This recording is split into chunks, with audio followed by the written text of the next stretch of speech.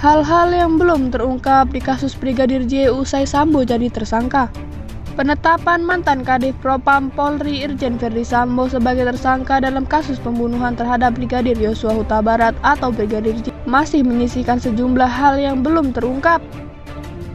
Kapolri Jenderal Listio Sigit Prabowo menyatakan bahwa pihak-pihak kepolisian menemukan hal-hal yang menghambat proses penyelidikan dan kejanggalan-kejanggalan. Salah satunya hilangnya kamera pengawas atau CCTV.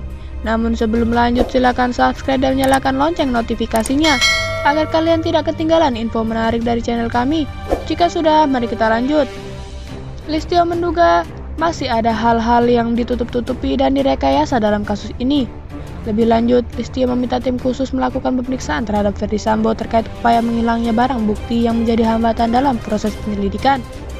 Hal-hal yang belum terungkap itu diantaranya, apakah Verdi Sambo ikut menembak Brigadir J?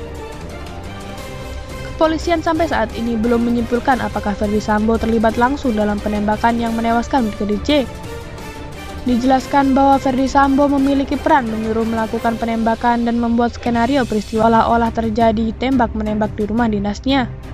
Apa motif Verdi Sambo suruh Baradae tembak Brigadir J?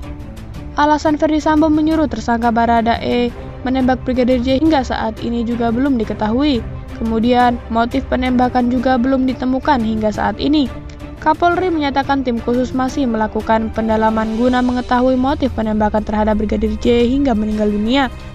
Sebelumnya, dugaan pelecehan seksual yang dilakukan Brigadir J terhadap istri Verdi Sambo yaitu Putri Candrawati sempat disebut-sebut sebagai awal terjadinya baku tembak. Listio menyatakan bahwa tim sus tidak menemukan fakta peristiwa tembak-menembak dalam kasus ini. Bahwa tidak menemukan fakta peristiwa tembak-menembak seperti yang dilaporkan, jelas dia. Apakah ada pelecehan seksual sebelum penembakan?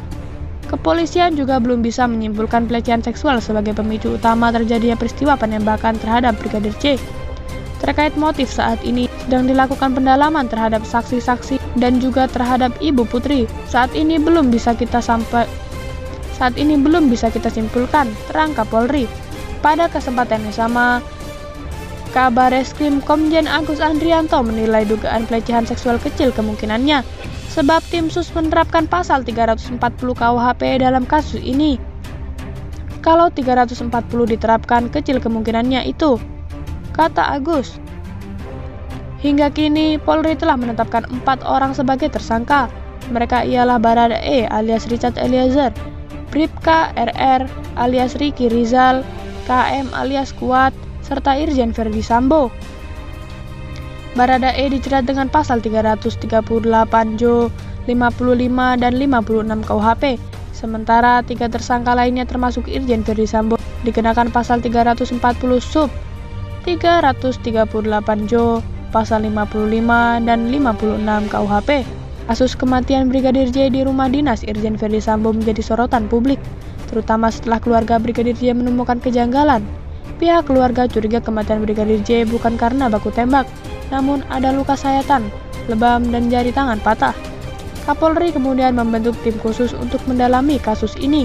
Listio mengatakan tim tersebut dibentuk untuk menjawab keraguan publik atas penanganan kasus itu. Ia memastikan tim akan bekerja secara profesional. Tak hanya itu, autopsi ulang pun kembali dilakukan di RSUD Sungai Bahar, Jambi. Tak usai-usai sampai di sini, bagaimanakah tanggapan Anda mengenai kasus ini?